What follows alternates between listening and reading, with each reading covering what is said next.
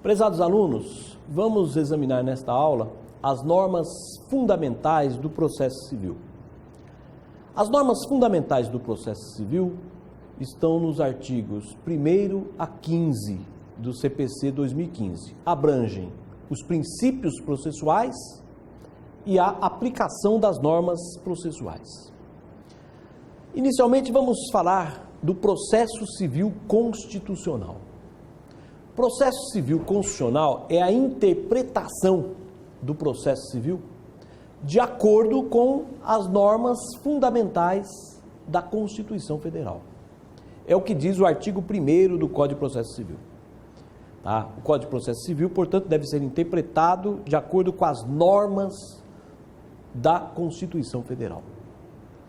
Então, hoje fala-se em processo civil constitucional.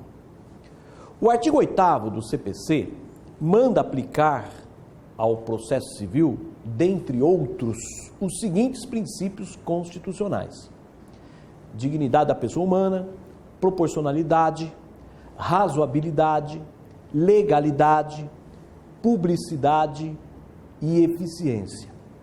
Quer dizer, além desses princípios ainda, teremos outros princípios ainda. E esse artigo 8º manda interpretar as normas processuais de acordo com os fins sociais e as exigências do bem comum. Fins sociais e exigências do bem comum são estándares jurídicos, isto é, conceitos indeterminados, cláusulas gerais. Conceitos vagos, né? Cláusulas gerais, isso que se chama estándares jurídicos. Fins sociais são os fins do próprio direito contido na lei. Então, o intérprete tem que extrair o fim do direito. Bem comum são os fins da vida social. Portanto, na interpretação da lei, busca-se não só os fins do direito, como também os fins da vida social. Modelo constitucional do processo civil.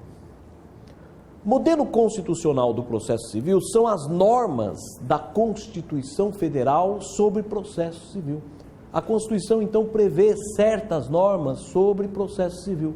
Quais são as normas da Constituição sobre processo civil? Primeiro, princípios constitucionais do processo civil. A Constituição prevê uma série de princípios, como esses que nós acabamos de citar, do artigo 8º do CPC, mas que também estão na Constituição Federal. Segundo, organização do Poder Judiciário. A Constituição, portanto, trata da organização do Poder Judiciário, a competência do STF, competência do STJ, competência da Justiça Federal, etc. Terceiro, funções essenciais da Justiça. Quais são as funções essenciais da Justiça? Magistratura, Ministério Público, Defensoria Pública e Advocacia Pública e Privada. E, por fim, ações e procedimentos constitucionais. Então, a Constituição disciplina algumas ações, por exemplo, a ação direta de inconstitucionalidade, mandado de segurança, habeas data, prevê também algumas regras de procedimento sobre súmulas vinculantes. Portanto, o modelo constitucional do processo civil abrange os princípios constitucionais, a organização do Poder Judiciário, as funções essenciais da Justiça e as ações e procedimentos constitucionais. Muito bem, então, nós temos então, além desse modelo constitucional, nós temos também o processo civil constitucional, que consiste na interpretação das normas processuais de acordo com os princípios fundamentais da Constituição Federal. Princípios processuais. As normas, isto é, as espécies normativas, classificam-se em princípios e regras. Então, toda norma, ou ela vai ser um princípio, ou ela vai ser uma regra. Princípios são as normas que estabelecem os fins a serem seguidos, os fins a serem atingidos, para a organização do sistema jurídico. Portanto, os princípios são normas que prevêem aí uma finalidade a ser atingida. Os princípios organizam o sistema jurídico, são normas dotadas de uma abstração maior. E as regras? Regras são normas casuísticas, que regulam uma situação específica. Por exemplo, o prazo para a contestação é de 15 dias. Isso é uma regra. Funções dos princípios. São 3 as funções. Primeiro, função interpretativa. Então, o fim visado pela lei deve ser o mesmo fim visado pelo princípio. Portanto, ao se interpretar a lei, busca-se a finalidade da lei, e a finalidade da lei deve coincidir com a finalidade dos princípios. Então, a lei tem que ser interpretada conforme os princípios. Segundo, função integrativa. Integrativa significa os casos não regulados por lei são solucionados pela aplicação direta do princípio. Fala-se então em eficácia direta do princípio. Significa os casos que a lei não regula, o juiz decide aplicando diretamente um princípio. E por fim, a função bloqueadora. Significa os princípios afastam a incidência das normas que colidem com seus fins. Então, uma norma não pode colidir com os fins dos princípios, sob pena de ela ser afastada. O parágrafo 1º do artigo 489 do CPC prevê a colisão entre normas, isto é, o conflito entre normas.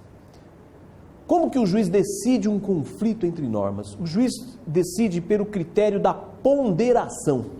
O juiz vai comparar as duas normas e vai aplicar o princípio da proporcionalidade. Quer dizer, a norma que tutela um direito maior vai prevalecer sobre a norma que tutela um direito menor.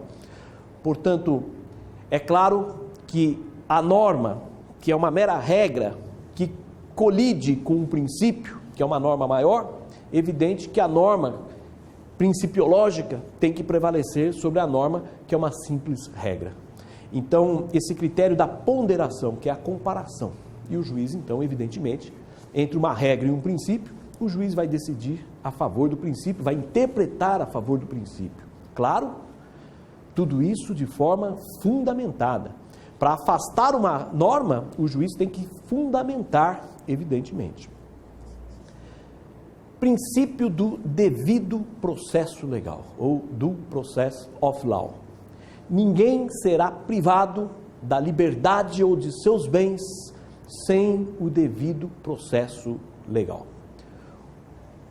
Este princípio tem fundamento constitucional, no artigo 5º, inciso 45 da Constituição. Então, ninguém será privado da liberdade ou de seus bens sem o devido processo legal. Este princípio tem 2 dimensões. Primeira dimensão é a dimensão formal ou procedimental. Significa que o procedimento deve observar as garantias processuais. Então não basta um procedimento, é preciso um procedimento garantista, que observe as garantias constitucionais, por exemplo, o juiz natural, contraditório, princípio da dignidade da pessoa humana, etc. A segunda dimensão é a dimensão substancial. Então, o princípio do devido processo legal substantivo é a análise do ideal de justiça que toda lei e todo ato processual deve conter. Então, veda-se que se legisle de forma abusiva. Então, o legislador tem um limite para legislar. Portanto, ele tem que legislar com razoabilidade, com proporcionalidade. Então, a dimensão substancial do devido processo legal é isso. É a análise do ideal de justiça contido na norma ou no ato processual. É analisar a razoabilidade, a proporcionalidade. Portanto, o juiz, ele vai investigar, com base nos princípios da razoabilidade, da proporcionalidade, o ideal de justiça contido na norma, contido na decisão, contido no ato processual. Então, o juiz não é um mero aplicador da lei. Modernamente entende-se que o juiz é um aplicador do direito. Direito é muito mais amplo do que lei. Ao aplicar o direito, o juiz busca desvendar a justiça visada pelo ordenamento jurídico.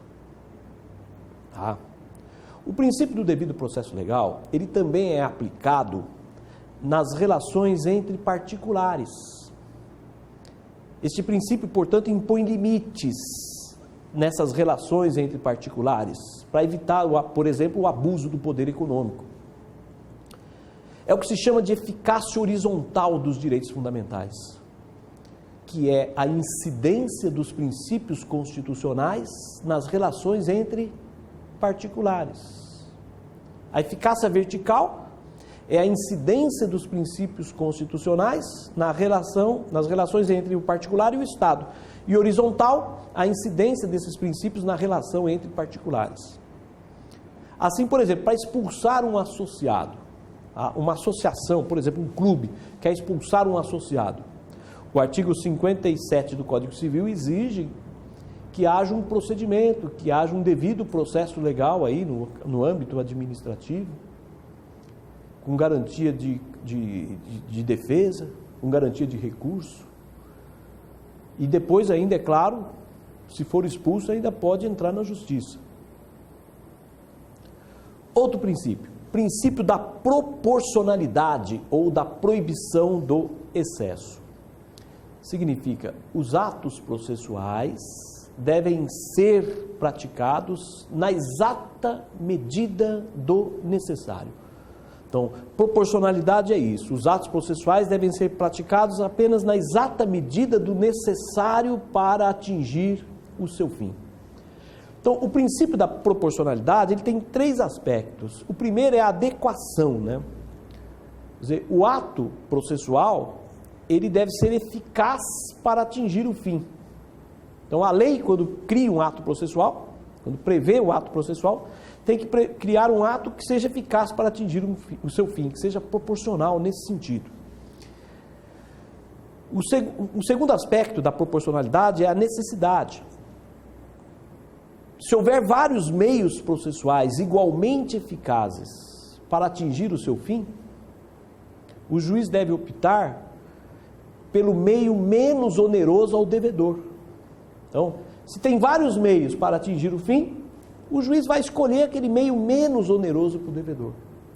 E o terceiro aspecto do princípio da proporcionalidade é o que se chama de proporcionalidade em sentido estrito, que é justamente a ponderação entre os bens jurídicos em conflito, ponderação entre os direitos em conflito.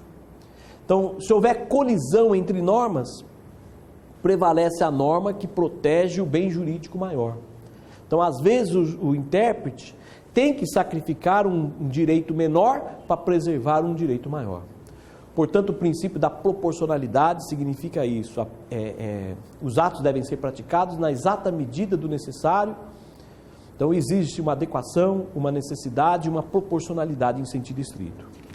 O princípio da proporcionalidade está intimamente relacionado com o princípio da razoabilidade.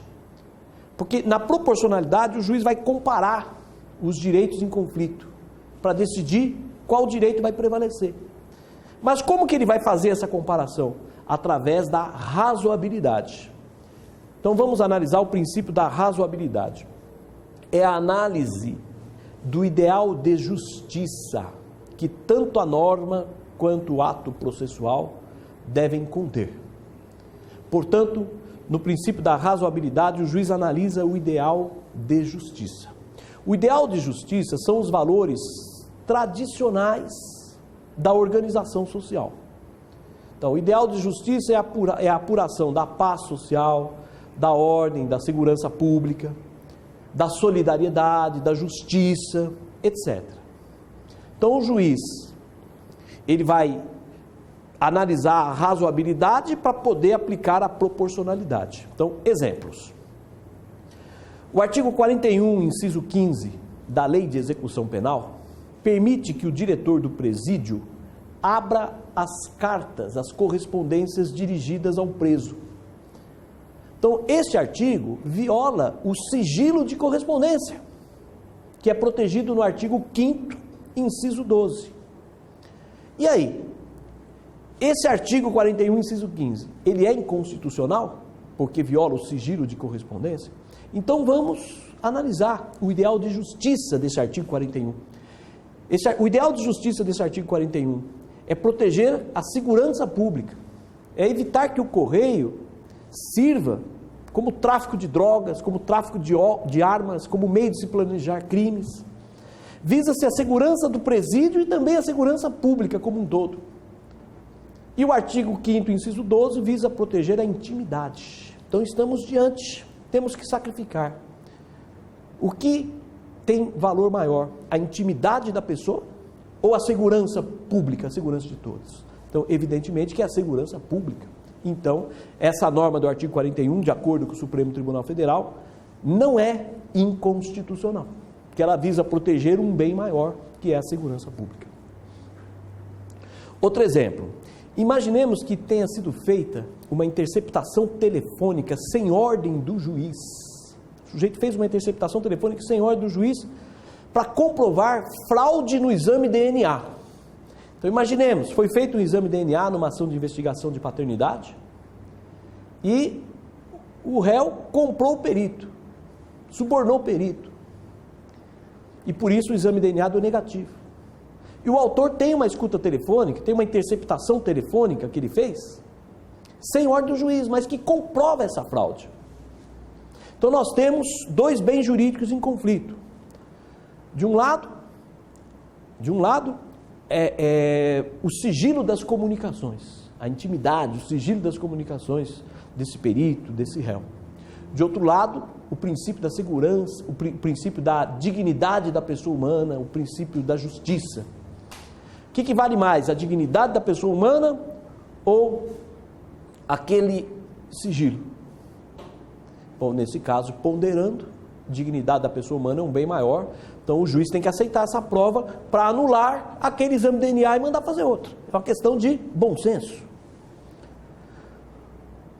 Um outro exemplo, imaginemos que uma ação de investigação de paternidade tenha sido julgada improcedente, porque não foi feito o exame DNA.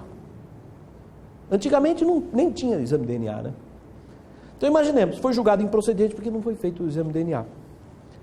É possível mover a mesma ação, após a coisa julgada, mover a mesma ação para se requerer a realização do exame de DNA? Bom, estamos diante aí de dois conflitos, dois princípios em conflito. De um lado, o princípio da segurança das relações jurídicas, isto é, a coisa julgada tem que ser respeitada. De outro lado, o princípio da dignidade da pessoa humana, o direito da pessoa saber a verdade sobre a sua paternidade. Pois bem, o Supremo Tribunal Federal analisou o ideal de justiça dessas duas normas, aplicou o princípio da proporcionalidade e decidiu que é possível sim nova ação. Quando a ação de investigação de paternidade é julgada sem exame de DNA, é possível propor novamente a mesma ação. Relativizou-se assim o princípio da coisa julgada para prevalecer um princípio maior, que é o princípio da dignidade da pessoa humana. Outro princípio. Vamos falar agora do princípio da dignidade da pessoa humana. Este princípio é o que proíbe a edição de normas e de atos processuais que atentam contra os valores fundamentais da pessoa humana. Quer dizer, as normas e os atos processuais devem respeitar os valores da pessoa humana. Este princípio é um dos fundamentos da República Federativa do Brasil, artigo 1º, inciso 3º da Constituição Federal. Então, exemplos de aplicação prática deste princípio na área processual. O STJ considera impenhorável o imóvel em que mora uma pessoa solteira. Quer dizer, estendeu a essa pessoa os benefícios do direito de família.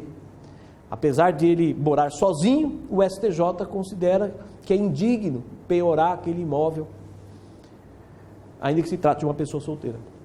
Então, aplicou a impenhorabilidade do bem de família a esse imóvel em que reside a pessoa solteira. Um outro exemplo, o artigo 244 do Código de Processo Civil proíbe que o réu seja citado durante o culto religioso. Ele está lá assistindo uma missa e não vai poder ser citado naquele momento, que aquilo é indigno. Os noivos, as pessoas que se casam, não podem ser citados no dia do casamento, nem nos 3 dias posteriores. O artigo 244 ainda proíbe que se cite no velório ou nos 7 dias depois do falecimento o cônjuge do morto, companheiro, ascendente, descendente, irmão, etc. Vamos respeitar a questão de dignidade. Proíbe ainda a citação de doente em estado grave. Vamos esperar ele sarar primeiro. Se está em um estado grave, não pode ser citado. É uma questão de respeito ao princípio da dignidade da pessoa humana. Outro princípio, princípio da adequação legal do processo. Este princípio da adequação legal do processo significa que o processo deve ser adequado ao caso concreto, não é isso? Esse princípio tem 3 dimensões. Primeiro, adequação legislativa. É uma diretriz a ser seguida pelo legislador ao elaborar as leis. Então, deve elaborar leis adequadas ali para o processo. Segunda, adequação jurisdicional. Aqui também é chamado de princípio da elasticidade, ou também de princípio da adaptabilidade do procedimento. Então, adequação jurisdicional, também chamado de princípio da elasticidade do processo, ou princípio da adaptabilidade do procedimento. Significa que o juiz, no caso concreto, pode adaptar o procedimento às peculiaridades exigidas pela causa.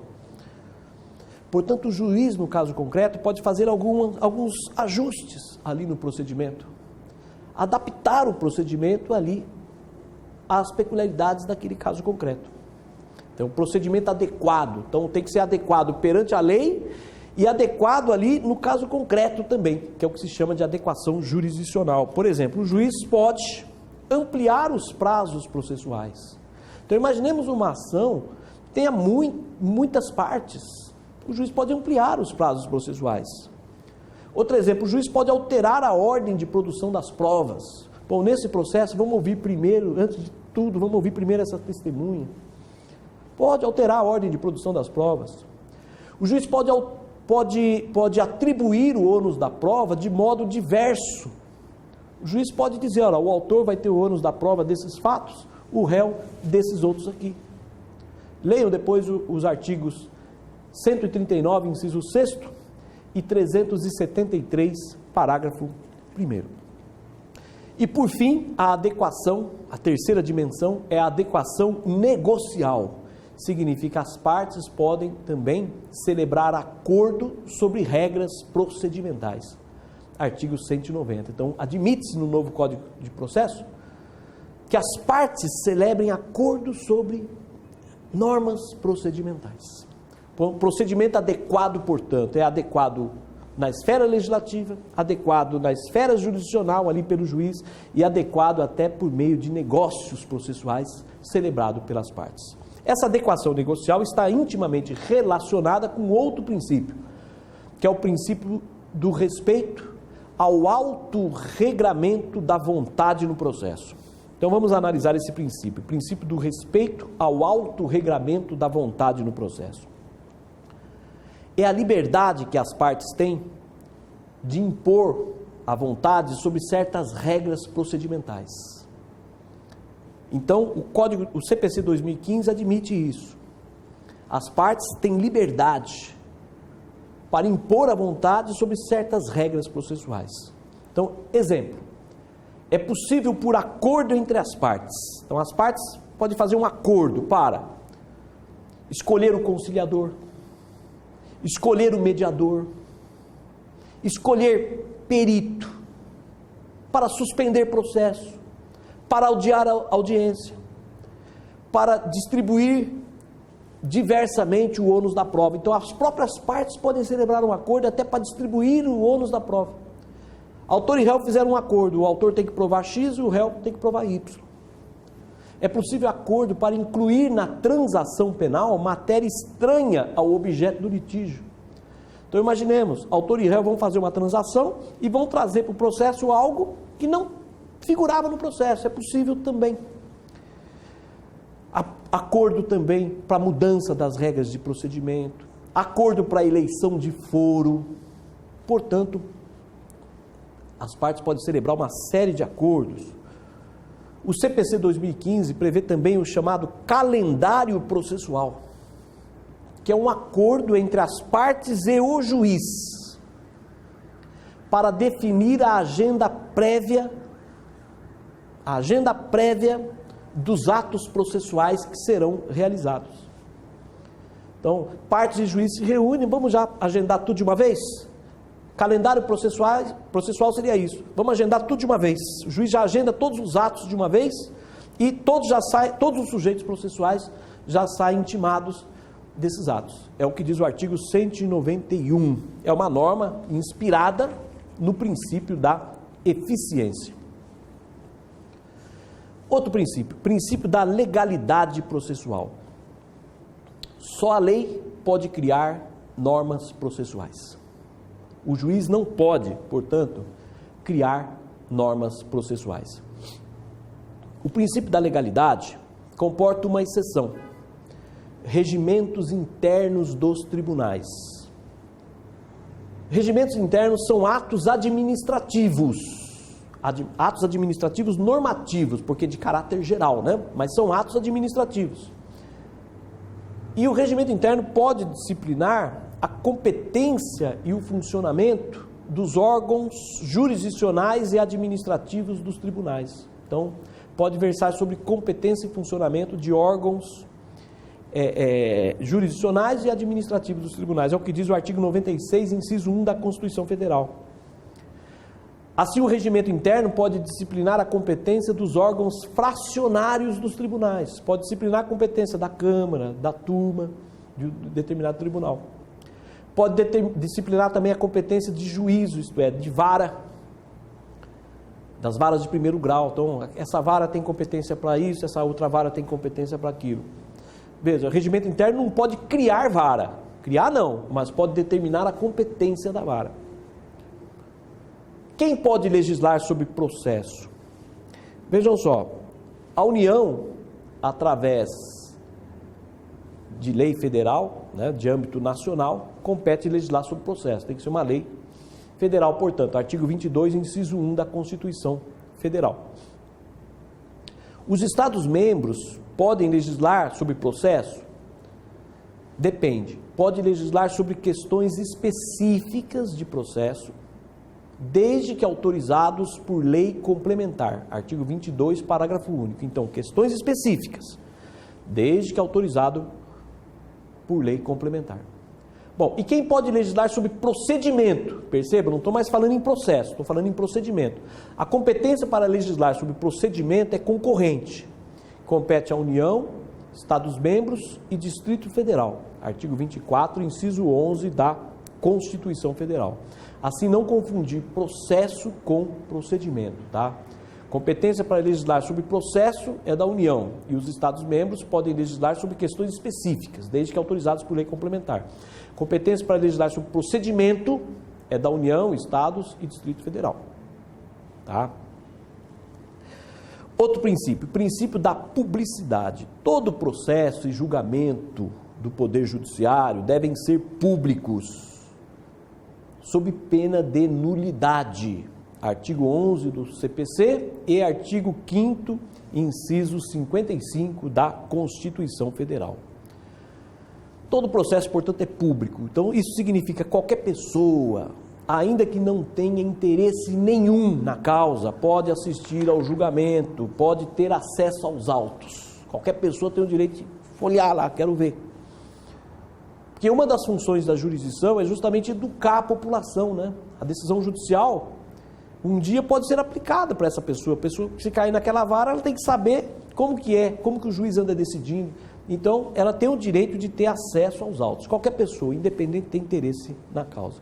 Portanto, segredo de justiça, em regra, é proibido. Só é possível segredo de justiça nos casos previstos em lei.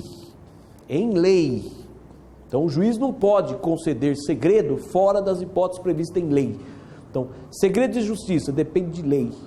E ainda assim, a lei só pode prever o segredo de justiça em duas hipóteses. Primeiro, preservação da intimidade. Segundo, defesa do interesse público. É o que diz o artigo 5º, inciso 55 da Constituição, que diz: a lei pode restringir a publicidade. Restringir para preservar a intimidade ou então para preservar o interesse público. Perceba que a Constituição permite que a lei restrinja a publicidade, não permite que a lei suprima a publicidade. Supressão de publicidade não existe. O que pode existir é restrição por lei. Nos casos de segredo de justiça, que é uma restrição da publicidade, é claro que para as partes, advogados, defensores e Ministério Público, nunca se pode impor o segredo, sob pena de violar a ampla defesa. Artigo 11, parágrafo único do CPC. Portanto, o segredo de justiça, evidentemente, não vai ser aplicado às partes, advogados, defensores e Ministério Público. Nos casos de segredo de justiça, o terceiro, ele pode ter acesso, ele pode pedir certidão do dispositivo da sentença, mas ele vai ter que demonstrar interesse jurídico. Se ele demonstrar interesse jurídico, ele vai poder pedir certidão do dispositivo da sentença. Ainda que se trate de inventário, separação, divórcio, do dispositivo ele vai poder ter certidão, mas ele não poderá ter acesso aos autos. Nos casos que correm segredo de justiça, o acesso aos autos é restrito às partes, seus procuradores, Ministério Público, Defensoria. Tranquilo? Muito bem. Quando não há segredo, quando o processo é público, que é a regra, qualquer pessoa tem acesso aos autos. Pode pedir certidão, não precisa provar interesse, nada disso. Agora, quando é segredo de justiça, vai poder pedir certidão só do dispositivo. E tem que provar interesse. E não vai poder ter acesso aos autos. Bom, e a arbitragem, né? A arbitragem é quando o litígio é julgado fora do Poder Judiciário, né? No processo de arbitragem é possível, sim, impor o sigilo, o segredo, tá? É uma das vantagens da arbitragem, é possível a cláusula de sigilo. O artigo 190 do Código de Processo Civil prevê o negócio processual, que seria um acordo sobre procedimento. Então, as partes podem celebrar um acordo sobre procedimento. Nesse acordo sobre procedimento, não pode impor o sigilo, pois todo processo que tramita perante o Poder Judiciário, via de regra, é público, por força da Constituição. Portanto, o acordo sobre procedimento não pode prever cláusula de sigilo. Tá? Quem quer sigilo vai para arbitragem. Outro princípio. Princípio da motivação. Significa todas as decisões judiciais, sem exceção, devem ser fundamentadas sob pena de nulidade. Artigo 11 do CPC e artigo 93, inciso 9 da Constituição Federal. Inclusive, a decisão que admite ou não recurso especial no STJ deve ser fundamentada. Tem a súmula 123 do STJ, né? Portanto, todas as decisões judiciais, sem exceção, devem ser fundamentadas sob pena de nulidade. O parágrafo 1º do artigo 489 prevê as hipóteses em que as decisões judiciais não são fundamentadas. Depois nós vamos analisar oportunamente, noutra aula, essas hipóteses de decisões que não se consideram fundamentadas, né? Seria uma fundamentação que não é aceita pela lei. Outro princípio, princípio da eficiência processual.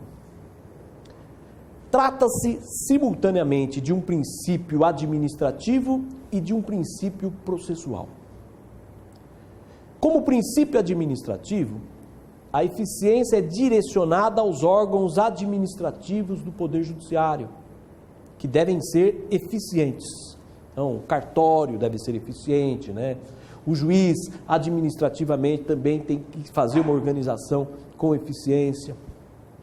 Portanto, compete ao CNJ, Conselho Nacional de Justiça, fazer essa fiscalização. Tanto o juiz como os demais funcionários do cartório devem cumprir esse princípio da eficiência. Agora, como princípio processual, O princípio da eficiência significa o seguinte: o juiz, como gestor do processo, como gestor, como administrador daquele processo, deve conduzi-lo de forma competente. Como que o juiz conduz um processo de forma competente? Ele deve obter o máximo do fim visado, empregando o mínimo de tempo e praticando o menor número de atos processuais. Então, o princípio da eficiência é quando ele vai extrair do processo o máximo do fim visado, empregando o mínimo de tempo e praticando o mínimo de atos processuais. Então, o princípio processual da eficiência consiste em, primeiro, na solução integral do mérito e da atividade satisfativa, isto é, da execução. Então, o juiz ele obtém o máximo do fim visado quando ele julga integralmente o mérito, isto é, julga todos os pedidos que o autor formulou. E depois, na fase de cumprimento de sentença, na fase de execução, também o processo consegue atingir o fim visado, isto é, aquele que venceu a ação, a fase de conhecimento, vai acabar tendo o seu direito satisfeito. Então, o máximo do fim visado significa o juiz julga integralmente os pedidos e a fase satisfativa ou executiva atinge os seus fins.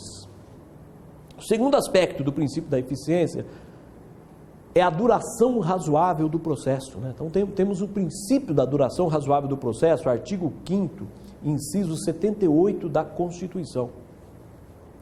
Tanto a fase de conhecimento quanto a fase de execução devem ser concluídas em tempo razoável. A lei não prevê o tempo máximo para a tramitação de um processo. Quer dizer, qual é o tempo razoável? Qual é o tempo máximo? A lei não prevê qual é o tempo máximo. Salvo a ação de perda de mandato eletivo. Essa ação de perda de mandato eletivo ela deve ser julgada em 1 ano, a contar da distribuição da petição inicial, artigo 7º-A da Lei 9.504 de 97. Essa norma foi implantada em 2014, tá? Vejam só. Agora, perceba que a Constituição, ela não prevê o princípio da celeridade processual. A Constituição não exige que o processo seja rápido. A lei prevê o princípio da duração razoável do processo. Na duração razoável, leva-se em conta, evidentemente, a complexidade da causa, comportamento dos litigantes e, sobretudo, a atuação do juiz, né? A forma do juiz conduzir o processo. Porque o processo rápido, às vezes, para ser rápido, teria que suprimir muitas garantias, não é isso? Então, por isso que a celeridade não é propriamente um princípio. O processo tem que ter uma duração razoável, isto é, compatível com a sua complexidade. Bom, e se o processo começar a demorar demais? Quais são as consequências da morosidade? Bom, é cabível uma representação contra o juiz ao CNJ, né? Artigo 235, tá? O juiz, se ele retiver o processo indevidamente, ele não será promovido. Quando ele retém processo além do prazo legal, veda-se a promoção do juiz, artigo 93, inciso 2º da Constituição. E é até possível, eventualmente, uma ação de indenização contra o Estado se essa demora causar dano à parte. Portanto, a demora no processo pode gerar consequências. Representação ao juiz no CNJ, o juiz vai ficar proibido de ser promovido e, eventualmente, pode caber até uma indenização contra o Estado. Bom, então o princípio da eficiência, ele tem 3 aspectos, né? O primeiro aspecto é a solução integral do mérito e da atividade satisfativa. O segundo aspecto é a duração razoável do processo. E o terceiro aspecto é a economia processual. Isto é, a prática do menor número possível de atos processuais. Se o juiz pode solucionar o processo dentro das normas procedimentais, dentro da lei, se ele pode solucionar praticando 4 atos processuais, por que ele vai praticar 100 atos processuais? Então, a economia é a prática do menor número possível de atos processuais. Então, modernamente, fala-se, então, em princípio da eficiência e não mais em princípio da economia processual. Porque a economia processual é apenas um dos aspectos do princípio da eficiência. O princípio da eficiência é mais amplo, abrange também outros aspectos além da economia processual. Outro princípio, princípio da efetividade.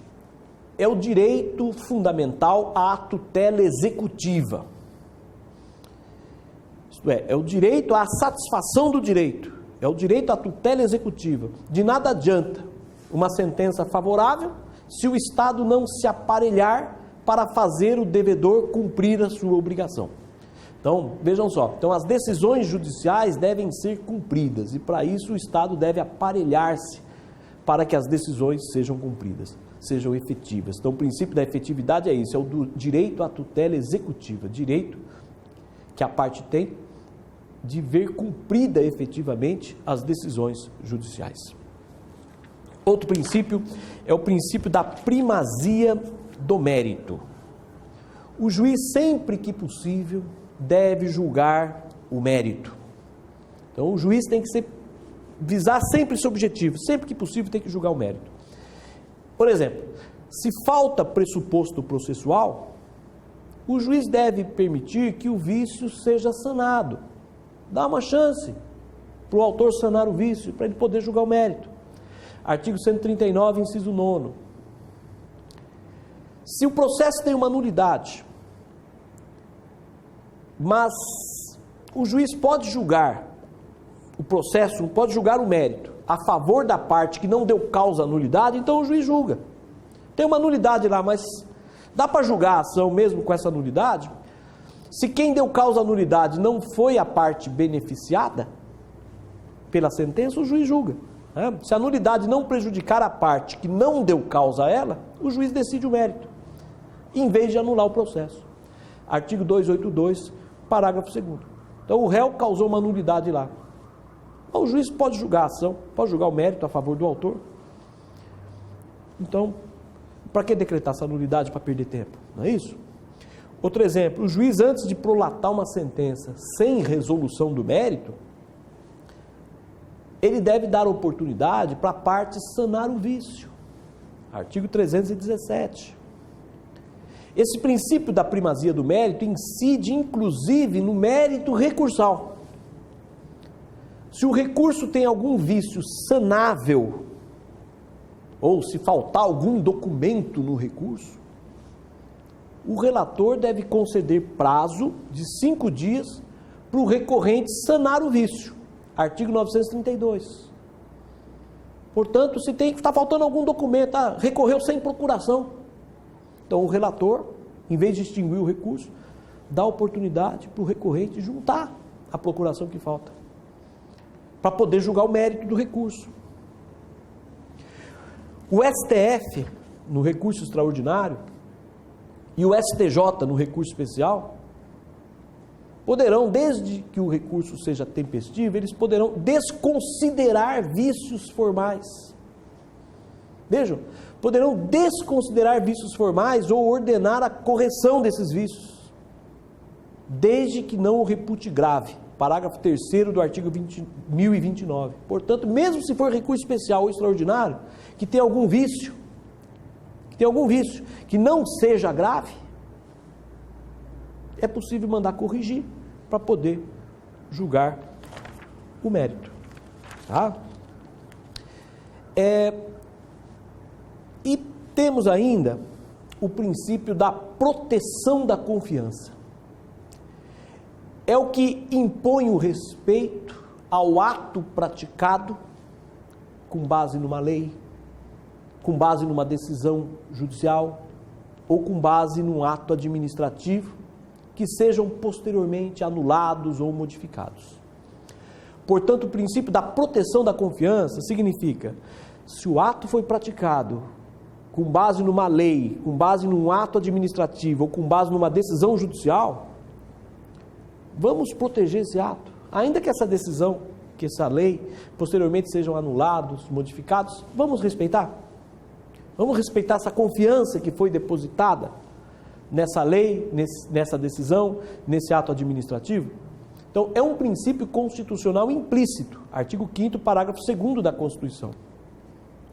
Assim, por exemplo, dever do tribunal de modular os efeitos da decisão judicial que altera a jurisprudência consolidada. Então, vai alterar, vai julgar um caso concreto e vai mudar uma jurisprudência que é pacífica.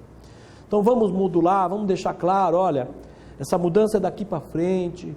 Quem celebrou negócios acreditando naquela jurisprudência, fique tranquilo, vamos modular os efeitos. Não é isso? Um outro exemplo, preservação de alguns efeitos do ato administrativo invalidado. Às vezes se anulou um ato administrativo, bom, mas tem alguns efeitos que já estão consolidados, vamos preservar. Um outro exemplo, a decisão judicial que altera a jurisprudência pode impor a chamada justiça de transição. Vejam, justiça de transição. Mudamos a jurisprudência, mas vai ser daqui para frente. Vamos estabelecer agora uma justiça de transição para os casos em andamento. Então, antigamente era possível mover ação em face do INSS sem requerer o benefício administrativamente. Quer dizer, a pessoa nem pedia junto ao INSS, já entrava direto com a ação judicial para pleitear o benefício. Isso era aceito. Posteriormente, o STF mudou essa jurisprudência, dizendo, olha, quer mover ação contra o INSS, primeiro tem que pedir o benefício administrativamente. Porque se você não pediu, não houve lide. Você tem que pedir o benefício, se o benefício for negado, daí então você entra na justiça, porque daí então há um interesse de agir. Veja, não precisa esperar exaurir as vias administrativas, esgotar as vias administrativas, mas é preciso primeiro pedir administrativamente para que haja uma lide. Então, hoje a jurisprudência é assim. Antigamente podia pleitear o benefício contra o INSS sem pleitear administrativamente. Hoje o STF mudou, dizendo, não, primeiro tem que pleitear administrativamente. Se for negado, daí entra na justiça. Bom, mas e os casos em andamento? E os advogados que acreditavam naquela jurisprudência anterior e mover ação direta?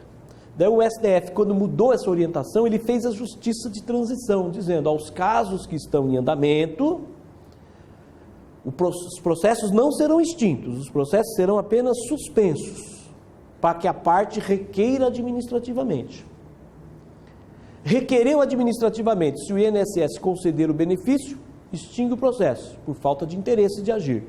Se o INSS negar ou não responder em 90 dias, daí o processo prossegue. Bom, é isso aí, pessoal. Eu vou dar um intervalinho para vocês e continuo na próxima aula com os princípios.